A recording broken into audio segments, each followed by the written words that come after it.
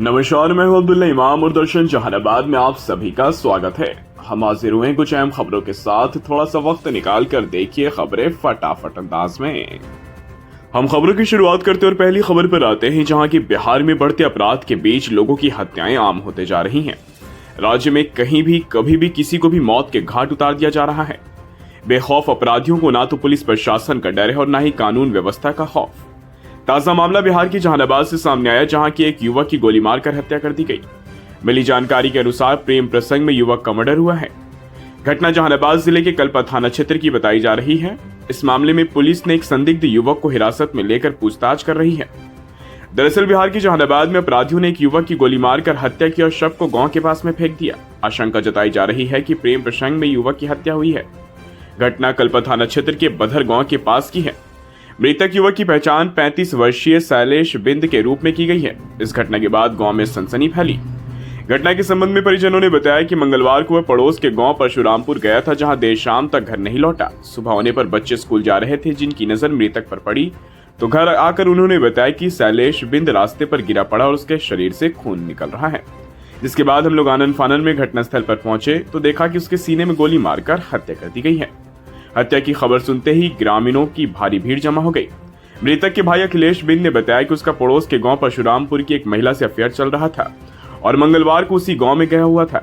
इधर घटना की सूचना पाकर पुलिस भी मौके पर पहुंचे शव को कब्जे में लेकर छानबीन में जुट गई है। पुलिस अधिकारियों ने बताया कि युवक की गोली मारकर हत्या हुई है। मौके पर फॉरेंसिक जांच टीम को भी बुलाया गया है। घटना के पीछे प्रेम प्रसंग बताया जा रहा है। फिलहाल पुलिस ने इस मामले में एक संदिग्ध युवक को हिरासत में लिया और उससे पूछताछ कर रही है और पुलिस के जांच के बाद ही घटना के पीछे का कारण स्पष्ट हो पाएगा। हम अगली खबर पर आते हैं, जहां की बिहार के जहानाबाद से बेहद ही चौंकाने वाला मामला सामने आया है। यहां पर एक महिला के पेट से 4 किलो का ट्यूमर निकाला गया। सफल ऑपरेशन के बाद डॉक्टर की टीम ने इस महिला के पेट से ट्यूमर निकाला। डॉक्टर के मुताबिक महिला के पेट से ट्यूमर निकालने के बाद स्थिति अच्छी है। 6 महीने से एक महिला पेट में दर्द महसूस कर रही थी। कई जगह पर जाकर दिखवाया लेकिन कुछ मालूम नहीं चल रहा था। ऐसे में जहानाबाद के एक निजी अस्पताल में आकर महिला ने अपने इलाज कराया तो उन्हें मालूम चला। महिला जब निजी अस्पताल में दिखलाने आई तो डॉक्टर भी दंग रह गए। जब उनका सीटी स्कैन किया गया तो करीब एक बड़ा सा ट्यूमर की पुष्टि हुई, जिसके बाद सबसे पहले दूरबीन से ही निकालने का प्रयास हुआ, लेकिन ट्यूमर का आकार बड़ा होने की वजह से इसे ओपन ऑपरेशन के जरिए ही सफलतापूर्वक 4 किलो का ट्यूमर निकाला गया। सर्जन डॉक्टर राजीव कुमार रंजन ने सफल ऑपरेशन के बाद इस ट्यूमर को बाहर निकाला। ये पूरा मामला जहानाबाद से ही जुड़ा हुआ है। सर्जन डॉक्टर राजीव कुमार रंजन ने बताया कि मरीज के पेट के एक हिस्से में 4 से 5 महीने से सूजन था। पहले तो हमने इसे दूरबीन यानी कि लेप्रोस्कोपिक से ऑपरेशन का प्रयास किया, लेकिन साइज बड़ा होने के कारण ओपन ऑपरेशन करना पड़ा। ट्यूमर करीब 4 किलो का है। 6 महीने से यह स्पष्ट हो गया था कि शरीर में ट्यूमर है। ऐसे में कई जगह इलाज के लिए महिला गई, कई जगह टेस्ट भी करवाया, लेकिन कुछ स्पष्ट नहीं हो पा रहा था। लेकिन अब ऑपरेशन के बाद महिला बिल्कुल स्वस्थ है। उन्होंने आगे ये भी बताया कि एक ऐसा ट्यूमर है जिसके अंदर बहुत सारी चीजें होती हैं, जिसमें बाल, दांत जैसे कई अन्य तरह की गंदगियां मौजूद होती हैं। समय पर ऑपरेशन नहीं कराने पर इसे ब्लास्ट होने का भी डर रहता है। यदि ये फट गया तो फिर इसकी गंदगी आंत पर पड़ती है या फिर उससे बीमारियों का खतरा बढ़ जाता है। हम अगली खबर पर आते हैं, जहां की ऑल इंडिया यूनाइटेड मुस्लिम मोर्चा ज़कात भवन ट्रस्ट एवं सेंटर फॉर पीस के ज्वाइंट बैनर तले आगामी 20 अप्रैल को बापू सभागार पटना में मिल्लत बचाओ मुल्क बचाओ कॉन्फ्रेंस आयोजित होने वाला है, जिसको लेकर बुधवार को शहर के एक निजी हॉल में प्रेस कॉन्फ्रेंस आयोजित की गई।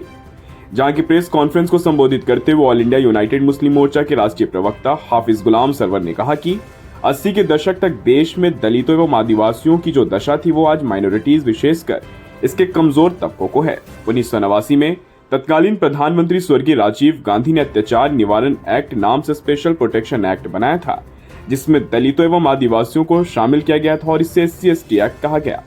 इस एक्ट द्वारा अत्याचार से कमजोर तबकों की सुरक्षा के लिए जो शर्तें तय की गई थी, उसमें आज माइनॉरिटीज के कमजोर तबके भी फिट नजर आते हैं। यही वो एक्ट है जो नफरत एवं दंगे फसाद की राजनीति से देश को निजात देगा, जिसके लिए आज हम सभी यहाँ मीडिया कर्मियों के माध्यम से आप लोगों से अपील करने आए हैं कि ज्यादा से ज्यादा लोग बापू सभागार पटना में शामिल हों। 20 अप्रैल 2025 रविवार 12 बजे बापू सभागार गांधी मैदान पटना में All India United Muslim Morcha, Centre for Peace, Zakat Bhavan तीनों के संयुक्त बैनर तले एक बड़ा कॉन्फ्रेंस रखा गया है।